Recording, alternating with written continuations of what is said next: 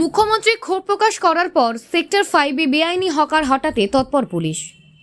মুখ্যমন্ত্রী ক্ষোভ প্রকাশ করার পর সল্টলেকে সেক্টর 5-এ ওয়েভেলের সামনে সমস্ত ফুটপাত দখল করে থাকা দোকানঘর হটাতে রাস্তায় নামল পুলিশ। সোমবার সন্ধ্যায় বিধাননগর কমিশনারেটের পুলিশ অফিসাররা গিয়ে সমস্ত দখল করে থাকা দোকান সেখান থেকে সরিয়ে নেওয়ার নির্দেশ দেন রাতের মধ্যে।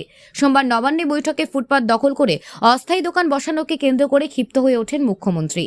বৈঠকে তাদের বলতে শোনা যায়, হাতিবাগান কখনো তাকিয়ে দেখেছে কি অবস্থা, ওখানে গড়িয়াহাটের হকার বসিয়েছেন।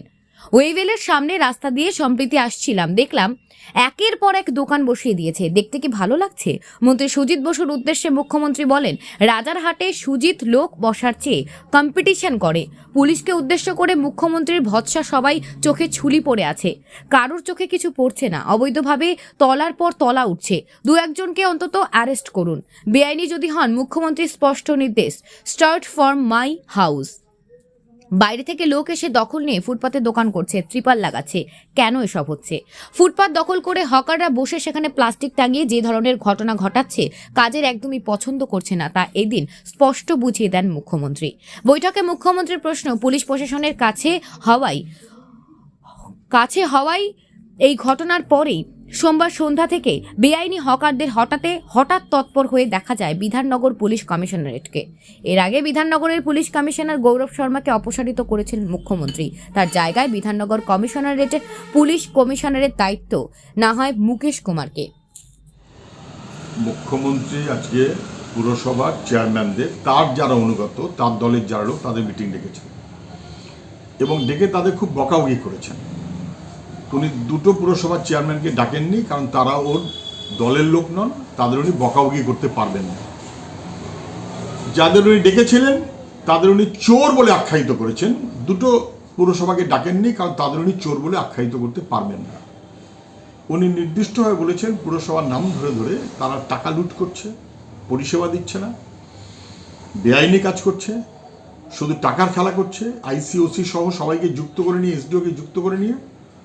ভাগ্যিস পুরসভার কোনো চেয়ারম্যান বলেননি, তুমি মহারাজ সাধু হলে আজ, আমি আজ চোর বটে। কালীঘাটের 35টা প্লট, তার লুটের হিসেব কে দেবে? মুখ্যমন্ত্রী বাকিদের হিসেব চান, কিন্তু মুখ্যমন্ত্রীর পরিবারের 35টা প্লট কালীঘাটে, তার উত্তর দেবার কোনো যোগ্যতা কি মুখ্যমন্ত্রী দেখাবেন? মানুষ এই প্রশ্নটা স্বাভাবিকভাবেই করছে। মুখ্যমন্ত্রী বলছেন প্রশাসনিক বৈঠকে যে কথাগুলো, আমরা দীর্ঘ 10 বছর ধরে এই কথাগুলো বলে আসছি।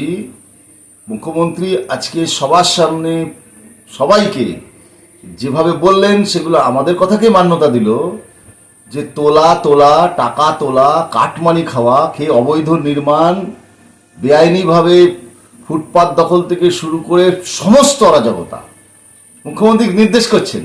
কারা তুলছে? উনি পরিষ্কার বলছেন, ওনার দলের নেতারা, কাউন্সিলরদের থেকে শুরু করে আমলাদেরও বাদ দেননি। উনি যে ভাষায় ভৎসনা করছেন, এটা দিনের আলোর মতো পরিষ্কার যে আমরা বিরোধীরা যে কথা এতদিন ধরে বলে আসছি, সারা পশ্চিমবঙ্গ জুড়ে সমস্ত পুরসভাগুলো, শুধু পুরসভা না, বিভিন্ন জায়গায় এইভাবে টাকা তোলা হচ্ছে। এই টাকা তোলার মূল চক্রী কারা? মুখ্যমন্ত্রী দিক নির্দেশ করেছেন। মাননীয় মুখ্যমন্ত্রীকে বলবো যে আপনি যখন দিক নির্দেশ করেছেন, তাহলে আপনি বলবেন যে এই টাকার ভাগ কোথায় যায়, এই ভাগটা কারা পাচ্ছে। নিচতলা থেকে শুরু করে ওপরতলায়, তাহলে কি উনি জানেন যে কারা টাকার ভাগ পায়? এ টাকার ভাগের উৎস যদি উনি জানেন, তাহলে শেষ পর্যন্ত কোথায় যাচ্ছে, মধ্যে মধ্যে কারা পাচ্ছেন, কোন মাথার নেতারা আছে, সেটাও মুখ্যমন্ত্রী জানেন। আমরা মুখ্যমন্ত্রীর কাছে অনুরোধ করবো, আপনি পরিষ্কার করে বলে দিন যে এই টাকার ভাগ কত, কোথায় যাচ্ছে।